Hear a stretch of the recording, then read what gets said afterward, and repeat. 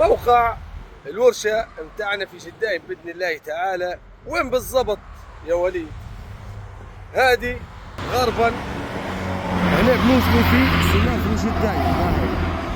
سمافرو جدايم، وانت جاي من سمافرو جدايم ومتجه إلى طرابلس بحوالي 300 متر تلقى قهوة الميعاد رابش الماني الورشة متاعنا قوميستي.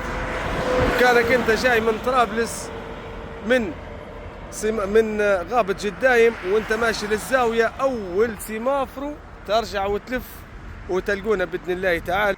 غدا السبت بإذن الله تعالى متواجد هنا في ورشة جدايم. في الخريطة اكتب وليد جموم الفرع الثاني بإذن الله تعالى وتلقوني متواجد هنا من الصباح إلى غاية الساعة 3 بإذن الله تعالى.